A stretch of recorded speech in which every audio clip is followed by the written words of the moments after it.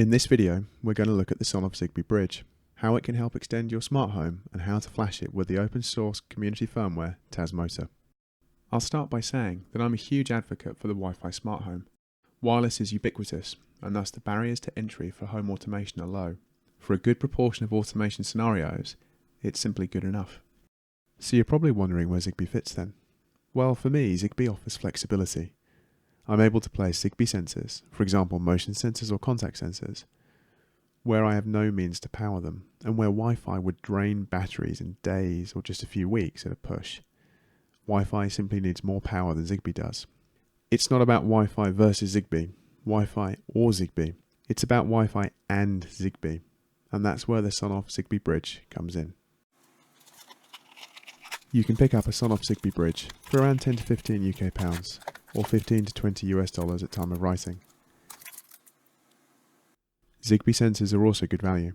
I was able to find Zigbee motion sensors for about £6 or $8, and contact sensors for similar money, so in reality you can get up and running without breaking the bank.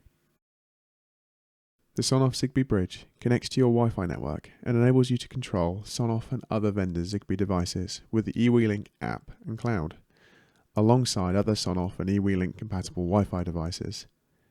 You can also use Zigbee devices to trigger and interact with your Wi-Fi devices, so the possibilities here are really interesting. The next big question is why Tasmota? Complex systems comprised of many different components and the software or services required to support them become harder and harder to maintain as they grow. The greater the variation, the greater the complexity. I use Tasmota across virtually all of the Wi-Fi equipment in my smart home. This means that I'm able to have one update process and primarily need to know the ins and outs of one solution instead of several to keep my smart home running. Flashing the bridge itself is pretty simple, thanks to the open source communities behind Tasmota, Tasmotizer and Zigbee to Tasmota. First, pull away the rubber feet on the rear of the bridge, revealing the 4 screws.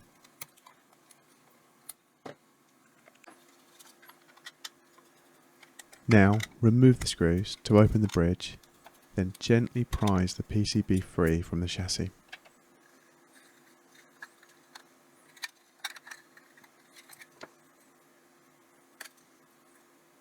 Turn the PCB over and identify the location of the ETX, ERX, IO0, GND and 3v3 connection points.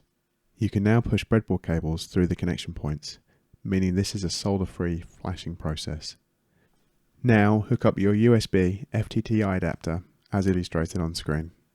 When ready, connect the FTTI adapter to your computer. Next, download the specific Zigbee Bridge Tasmota binary and flash with Tasmotizer.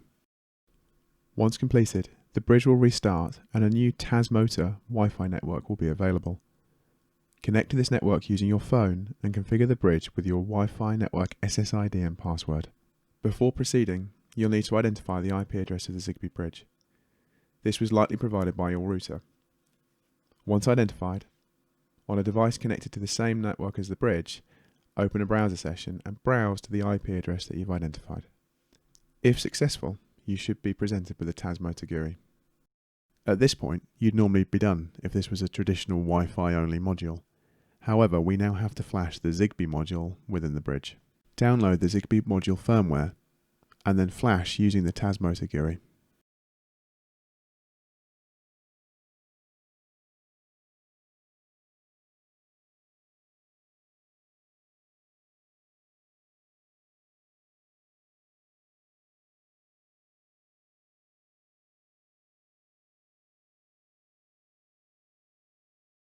You're now set to configure the device as you would any other Tasmota Wi-Fi device.